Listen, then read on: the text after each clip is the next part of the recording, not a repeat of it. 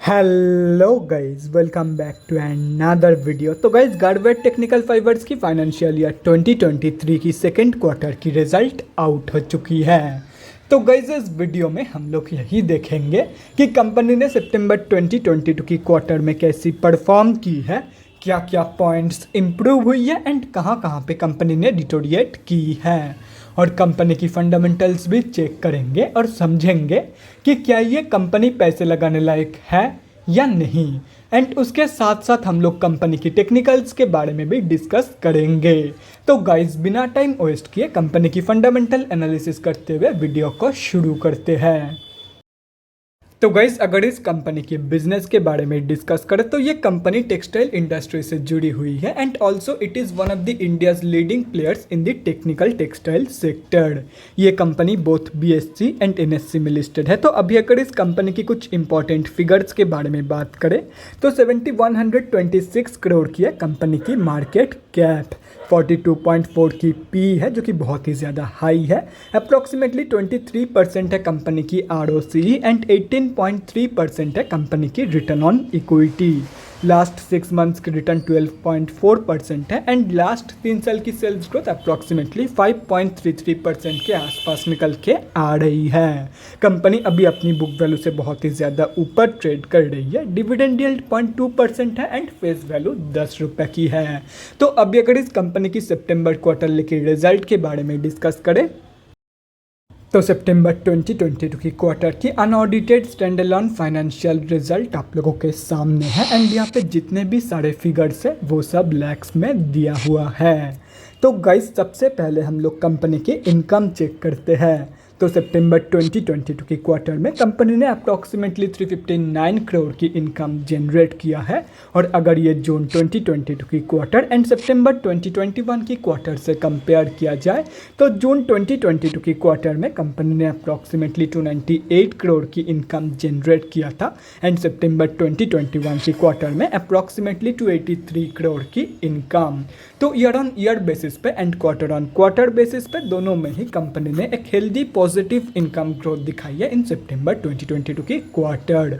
तो अभी अगर इस कंपनी की नेट प्रॉफिट मतलब प्रॉफिट आफ्टर टैक्स के बारे में डिस्कस करें तो सितंबर 2022 की क्वार्टर में कंपनी ने 46 करोड़ की प्रॉफिट पोस्ट किया है। जून 2022 की क्वार्टर में कंपनी ने अप्रॉक्सीमेटली 26 करोड़ की प्रॉफिट पोस्ट किया था एंड सितंबर 2021 की क्वार्टर में अप्रॉक्सीमेटली 37.5 करोड़ की प्रॉफिट।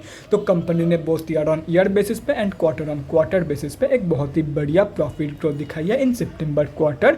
एंड रही बात कंपनी की ईपीएस की मतलब अर्निंग्स पर शेयर की, तो जो कंपनी की ईपीएस की ग्रोथ है वो भी कंपनी की प्रॉफिट एंड इनकम ग्रोथ की तरह ही है। मतलब दोनों ईयर ऑन ईयर बेसिस पे and quarter on quarter basis पे कंपनी ने एक बहुत ही बढ़िया ग्रोथ यहाँ पे भी दिखाई है। तो ओवरऑल अगर देखा जाए तो सितंबर 2022 की क्वार्टर में कंपनी ने हर एक जगह पे कम हो सकता है, कहीं पे हो सकता है कंपनी ने कम ग्रोथ दिखाई है, कहीं पे हो सकता है कंपनी ने ज़्यादा ग्रोथ दिखाई है, लेकिन हर एक जगह पे कंपनी ने पॉजिटिव ग्रोथ ही दिखाई है। मतलब हर एक जगह पे कंपनी ने इंप्रूव किया है इन सितंबर 2022 की क्वार्टर। तो ओवरऑल जो रिजल्ट है वो बहुत ही बढ़िया निकल के आ रही है सितंबर क्वार्टर की। तो अभी अगर इस कंपनी की बैलेंस शीट की हेल्थ के बारे में डिस्कस करें तो हाफ ईयरली बेसिस पे कंपनी की रिजर्व के साथ साथ डेट भी इंक्रीज हुई है, लेकिन अगर देखा जाए तो रिजर्व ज़्यादा इंक्रीज हुई है कंपेयर टू कंपनी की डेट। मतलब बैलेंस शीट की हेल्थ इंप्रूव हुई है on half yearly basis. And अगर ओवरऑल भी देखा जाए तो डेट की कंपेरिजन में 10 गुना से भी ज़्यादा की पॉजिटिव रिजर्व मौजूद है कंपनी के पास। तो ओवरऑल जो बैलेंस शीट की हेल्थ है वो तो बहुत ही ज़बरदस्त है ही है एंड उसके साथ साथ ये एक ऑलमोस्ट डेट फ्री कंपनी भी है। तो अभी अगर इस कंपनी की कैश फ्लोज के बारे में डिस्कस करें तो कैश फ्लोज की जो कंडीशन है वो भी इम्प्रूव हुई है इन FY 2022।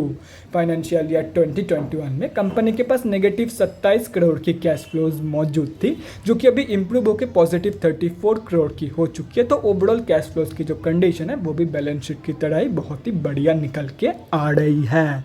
और रही बात कंपनी की शेयर होल्डिंग पैटर्न की, तो गाइस सितंबर क्वार्टरली के शेयर होल्डिंग पैटर्न आप लोगों के सामने है।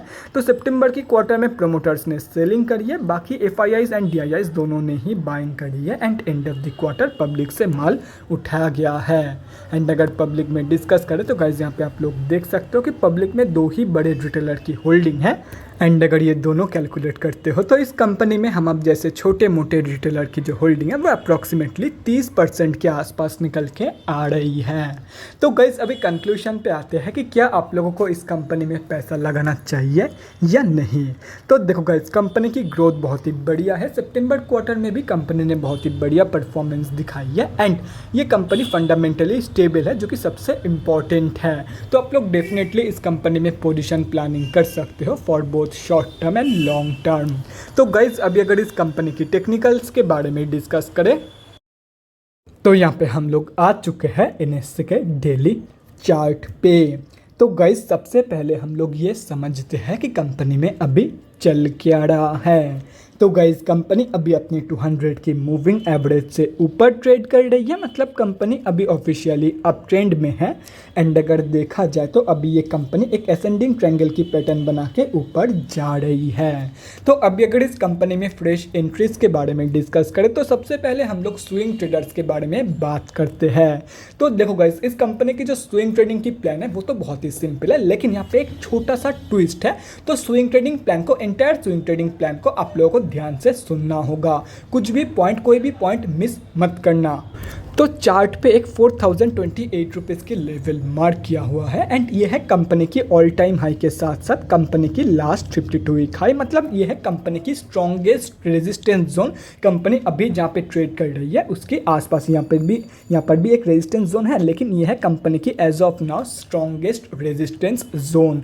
तो अगर कंपनी इसके नीचे मतलब 4028 रुपीज़ के नीचे रहते हुए ही इस असेंडिंग ट्रायंगल पैटर्न की ब्रेकआउट दे देती है तो आप लोग 4028 रुपीज़ के लेवल के लिए एक बहुत ही बढ़िया स्विंग ट्रेड प्लान कर सकते हो। लेकिन अगर ये कंपनी असेंडिंग ट्रायंगल की पैटर्न बनाते बनाते इसके ऊपर क्लोजिंग इसके अंदर ही मतलब असेंडिंग ट्रायंगल पैटर्न के अंदर ट्रेड करते करते 4028 के ऊपर चली जाती है एंड इसके ऊपर जाके अगर ब्रेकआउट देती है तो आप लोगों का टारगेट होगा 4500 रुपीज़ की लेवल एंड 5000 रुपीज़ की लेवल, दोनों के दोनों ही साइकोलॉजिकल लेवल्स है इस कंपनी की।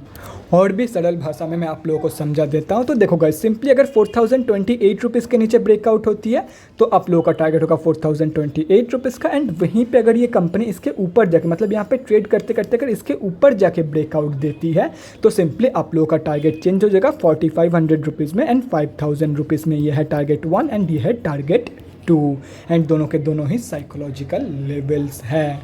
तो अभी अगर इस कंपनी में short term traders and long term investors की एंट्री के बारे में डिस्कस करें तो देखो गाइस कंपनी हो सकता है कि 4028 रुपीज़ के लेवल से रिजेक्शन फेस करने के बाद एक नीचे की तरफ ब्रेकआउट दे दे, क्योंकि ये one of the strongest resistance है इस कंपनी के लिए एज ऑफ नाउ। देखो रेजिस्टेंस तो एक यहाँ पे भी है, लेकिन ये है कंपनी की ऑल टाइम हाई के साथ साथ लास्ट 52 वीक हाई, मतलब ये एक बहुत ही स्ट्रॉन्ग रेजिस्टेंस है। तो सिंपली कुछ भी हो सकता है। तो अभी एंट्री मत लो for short term and long term.